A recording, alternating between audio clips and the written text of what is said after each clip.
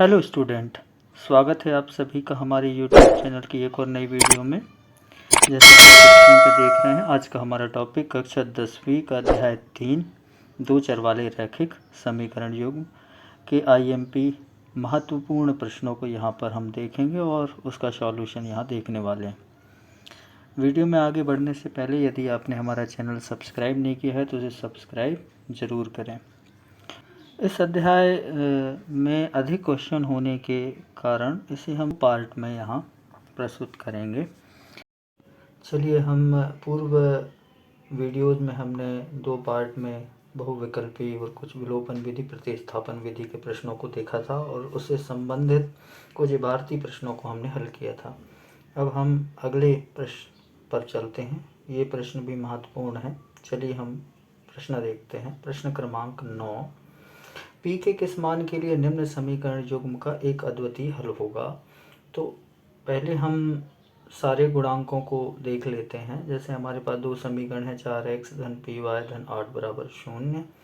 दूसरा है 2x धन 2y धन 2 बराबर 0। तो यहाँ पहले को हम पहला समीकरण, दूसरे को दूसरा समीकरण हम मान लेते हैं और जो अचर पद है उसको हम बराबर के उस तरफ पक्षांतरित कर देते हैं। व्यापक समीकरण से जब हम इनकी तुलना करते हैं तो व्यापक समीकरण हमारा a1x धन b1y धन c1 बराबर 0 होता है और a2x धन b2y धन c2 बराबर 0 होता है। इससे जब हम तुलना करते हैं तो हमारा a1 a2, तो a1 का मान 4, a2 का मान 2, b1 का मान p, b2 का मान 2, c1 का मान -8 और c2 का मान -2। a1, b1 और c1 पहले समीकरण से होंगे और a2, b2, c2 जो है वो दूसरे समीकरण से होंगे। अद्वितीय हल होने के लिए जो प्रतिबंध है उसका यहाँ पर हम प्रयोग करेंगे। a1 बटे a2 बराबर नहीं b1 बटे b2। यहाँ पर जब हम मानों को जमाते हैं तो 4 बटे 2 बराबर नहीं p बटे 2, अर्थात त्रियक गुणा करते हैं तो हमें मिलता है p बराबर नहीं 4। अतः 4 के अतिरिक्त p के प्रत्येक मान के लिए समीकरण का एक अद्वितीय हल होगा। इसे हम इस तरह हल करेंगे। चलिए हम अगले प्रश्न पर चलते हैं। अगला प्रश्न है प्रश्न क्रमांक 10, के किस मान के लिए समीकरणों के युग्म के अपरिमित रूप से अनेक हल होंगे। तो यहाँ पर हमें के मान को निकालना है। तो पहले हम दोनों समीकरणों को देख लेते हैं। के एक्स धन 3y ऋण के ऋण 3 ब्रैकेट में बराबर 0, 12x धन के वाई ऋण के बराबर 0। इनको हम व्यापक समीकरण से तुलना करेंगे। तुलना करने पर हमें a1 बराबर के, b1 बराबर 3, c1 बराबर के ऋण 3, a2 बराबर 12, b2 बराबर के और c2 बराबर के मिलता है।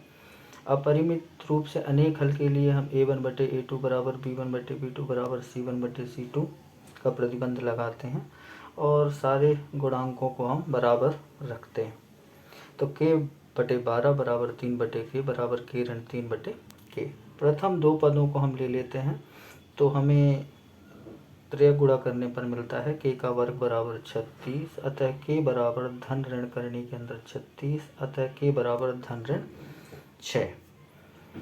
फिर इसके बाद इसकी दोबारा जांच के हिसाब से हम पीछे के दो पदों को लेते हैं। उसमें 3 बटे के बराबर के ऋण 3 बटे के। इसको जब हम रखते हैं और त्रियक गुणा करके हल करते हैं तो हमें मिलता है के बराबर 6। अतः के बराबर 6 के लिए समीकरण युग्म के अपरिमित रूप से अनेक हल होंगे। इस तरह हम के का मान प्राप्त कर सकते हैं। चलिए हम अगले प्रश्न पर चलते हैं। इस प्रश्न में भी हमें के मान को प्राप्त करना है जिसका कोई हल ना हो। तो इसके लिए भी हम व्यापक समीकरण से इनकी तुलना करेंगे पूर्व प्रश्न के अनुसार। तो a1, b1, c1 पहले समीकरण से निकाल लेते हैं, a2, b2, c2 हम दूसरे समीकरण से निकाल लेते हैं। फिर इन दोनों के मानों को हम कोई हल नहीं के प्रतिबंध a1 बटे a2 बराबर b1 बटे b2 बराबर नहीं c1 बटे c2 में जमाते हैं। जमाने पे प्रथम दो पद हम लेंगे तो होगा 3 बटे 2 के ऋण a बराबर 1 बटे के ऋण a।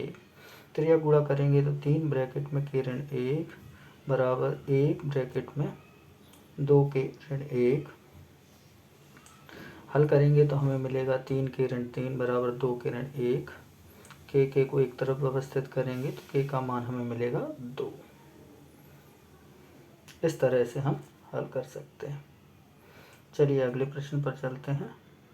अगला जो प्रश्न है उस प्रश्न में 2 समीकरण दिए गए हैं और m का मान हमें ज्ञात करना है। तो y बराबर mx धन 3 हो, ये भी एक महत्वपूर्ण प्रश्न है। तो पहले हम दोनों समीकरणों को लिख लेते हैं। तो दोनों समीकरण हमारे पास में हैं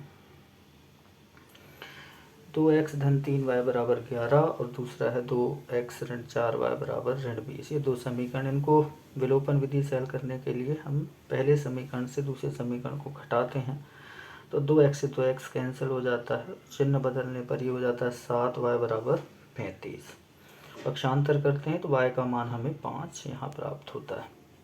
इस y के मान को समीकरण 1 में जब हम रखते हैं तो हमें मिलता है 2x धन 3 गुणा 5 बराबर 11। हल करते हैं तो 2x बराबर ऋण 4 और हल करते हैं तो x बराबर ऋण 2 हमें मिलता है। चूँकि कहा गया है कि y का मान हमें ज्ञात करना है तो y बराबर mx धन 3 के में मान रखने पर जब हम रखते हैं तो हमें मिलता है 5 बराबर m गुणा ब्रैकेट में ऋण 2 धन 3, 5 बराबर ऋण 2m धन 3 का पक्षांतर करेंगे तो 5 में से 3 घटेगा तो 2 बराबर ऋण 2m और हल करेंगे तो m बराबर ऋण 1। इस तरह हम m के मान को प्राप्त कर लेंगे। चलिए हम एक और महत्वपूर्ण प्रश्न पर चलते हैं। प्रश्न क्रमांक 13। प्रश्न क्रमांक 13 है 2 संपूरक कोणों में बड़ा कोण छोटे कोण से 18 डिग्री अधिक है, उन्हें ज्ञात कीजिए। तो पहले हम दोनों कोणों को मान लेते हैं। पहला कोण हम x मान लेते हैं, दूसरा कोण y मान लेते हैं। तो x को हम बड़ा कोण मानते हैं और जैसा प्रश्न में कहा गया है कि x जो है वो छोटे कोण से 18 अधिक है, अर्थात हमारा समीकरण होगा x बराबर y धन 18, जिसे व्यवस्थित करेंगे तो x ऋण y बराबर 18। ये पहला समीकरण हमें मिलेगा। चूँकि 2 संपूरक कोणों का योग 180 अंश होता है, अर्थात x धन y बराबर 180। ये हो जाएगा समीकरण 2। इसे भी हम विलोपन विधि से हल करेंगे तो विलोपन विधि से हम y दोनों समीकरणों को जोड़ देंगे तो हमें मिलेगा 2x बराबर 198। 2 का पक्षांतर करेंगे तो x बराबर हमें मिल जाएगा 99। ये पहला कोण जो बड़ा कोण है वो हमें मिल जाता है। इस x के मान को हम समीकरण 2 में रख देते हैं, 1 में भी रख सकते हैं। तो हम 2 में रखते हैं तो हमें मिलता है 99 धन y बराबर 180। 180 से 99 घटाने पर हमें y का मान मिलता है 81। अतः 2 संपूरक कोण, पहला जो x है वो है 99 अंश और दूसरा है y बराबर 81 अंश। ये हमारे अध्याय 3 2 चर वाले रैखिक समीकरणों के महत्वपूर्ण प्रश्न हैं। इसे आप अपनी कॉपी पे सावधानीपूर्वक नोट कर सकते हैं। ये परीक्षा के दृष्टिकोण से बहुत ही उपयोगी हैं। यदि आपको वीडियो अच्छी लगती है तो चैनल को सब्सक्राइब ज़रूर करें। धन्यवाद।